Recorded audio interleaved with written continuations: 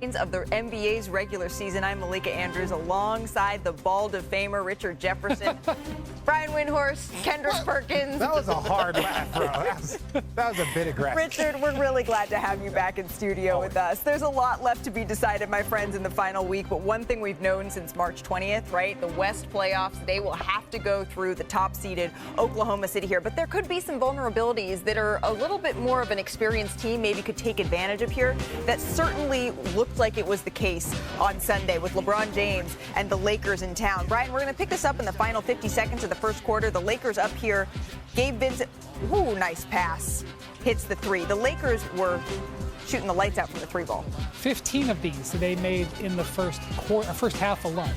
Lakers 10th made three of the half. Lakers up 20 now. Well, and for me, look, if the Lakers are going to shoot this well, it's kind of like the Celtics formula. If the Celtics make 23s, they don't lose. And then, look, if the Lakers are knocking down these shots, I think Luka's shot creation was probably the most unexpected thing for the Lakers' three-point attempts. Luka looked excellent in this one. Ahead to the third quarter we go. Under 7 minutes left to go here. Watch SGA on this one, Richard. He drives, he misses.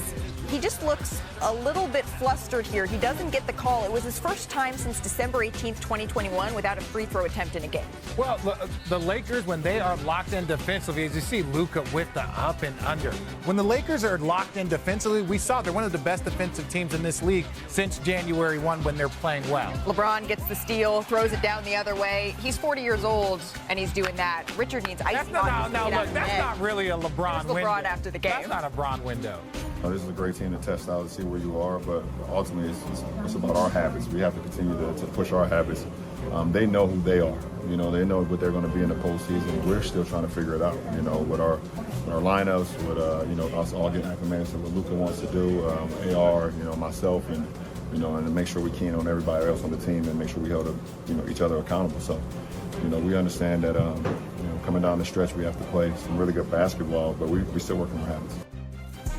Okay, so let's just be clear here. The Thunder, as Shea says, I'm consistent in everything I do. They have been far and away the most consistent team in the NBA this season. They've hit just a little bit of a skid as of late. Two of the Thunder's three worst losses of the season. They've come in their last two games. That could be something to keep an eye on as we head into the postseason here. They play again tomorrow, Perk, but what did this game show you?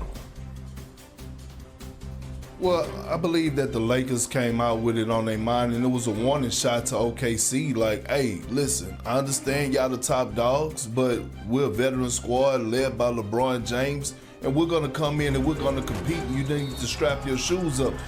Was it one of those, like, one of the most impressive wins for the Lakers? Absolutely. Do I have the Lakers picked to beat Oklahoma City Thunder in a 7-game series? Hell no, I don't. But because I don't believe the Lakers could go out there and shoot 55% from the three on a consistent basis like they did, but it was a warning shot to OKC like, hey, y'all better wake the hell up, because those non-believers and those rumors and those whispers y'all been hearing around the league that guys don't fear y'all, well, we're one of them. So again, I believe OKC actually needed that gut punch from the Lakers and needed that pounding to get back and get their mental back together. JJ kind of said that, right? You can't necessarily rely on the three-point shooting night that they had, but their defense is what he wants to carry over here. Meanwhile, the Thunder, they've given up at least 125 in back-to-back games. I'm not going to make anything of it, but I am glad they're playing the Lakers again tomorrow, because they lost. Think the Lakers are going to play their guys? They have to. Mm-hmm. They have to. They have to make sure they lock down that 3 seed. I think Friday they lost to the Rockets. They're the 2 seed right now. Sunday they lose to the Lakers. They're the 3 seed right now.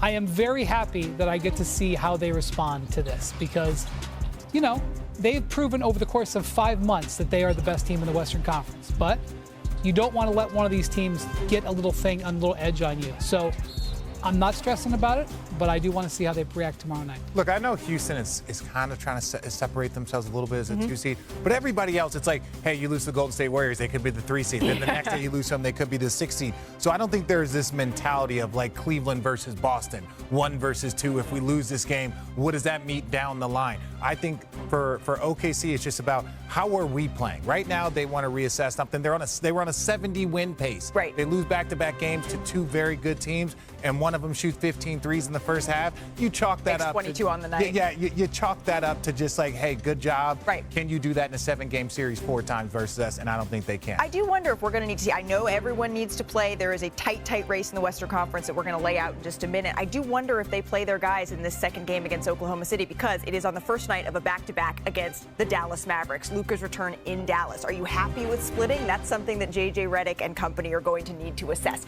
You mentioned the Rockets. We have liftoff. Let's check in on the Warriors and Houston. Steph Curry, he got a first-hand look at Houston's defense, and Richard, it was no joke here. Watch this, just how connected they are on Steph Curry here. Oh, yeah. Well, look, every team attempts to do it. Very few teams have the personnel to do it. And that's the difference with the Houston Rockets. They have the personnel and depth to be able to cause those problems. So Curry 0 of 2 from the field in the first quarter. Going ahead to the second now here.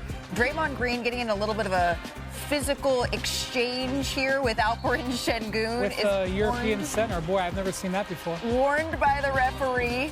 And then received a tech.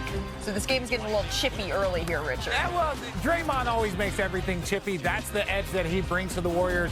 Love him, hate him, have an opinion about him. But Steph Curry, we already know how we feel about him. You just witnessed his only make of the day from there. But with that three, he passes Reggie Miller for 24th all-time in scoring. The Rockets have a 1-point lead at the half. So to the third quarter we go.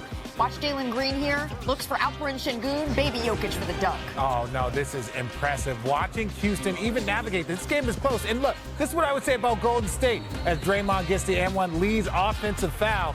But this is what I'm saying. Golden State played terrible basketball. Steph played as bad as he could, and this game was close for large portions of it. Amen Thompson played awesome. Amen Thompson on Friday really limited Shai Gilgeous-Alexander and was a really big reason why Steph was off his game in this one. And then right here, Jalen Green, he seals the win for the Rockets, 106-96. With just 4 games to play, how closely is Steve Kerr watching the standings? Our guys have done such an incredible job to climb up to this point, where we were 6 weeks ago. What an incredible run this has been. But you're not going to win every game, and ran into a hot team, played a great game. You just quickly move on. So I'm going to go home and I'm going to watch The White Lotus, and then I'm going to get on the plane tomorrow. Just being honest. Okay, here we go. This is Sunday morning, and everybody woke up with their coffee and donuts. Everything looks good. Everybody's happy. The Warriors are very nicely in 5th here. The Clippers are in 7th. They've won 13 out of 16 games. They could never get from 7th to 8th. Then we all watched The White Lotus, and what happened by Sunday night? We have a big shakeup. The Lakers build a moat. They built a moat here. This is huge because the difference between being the 3 seed in the West and being the 4 could be enormous. So the Lakers have a huge Sunday because they win. The Nuggets lost. The Warriors lost. Look at this. Look at the Clippers. Close shave. Where did the Clippers come from? Well, they've only won 14 out of 17 games. They couldn't get up, but they are in a great shape with this.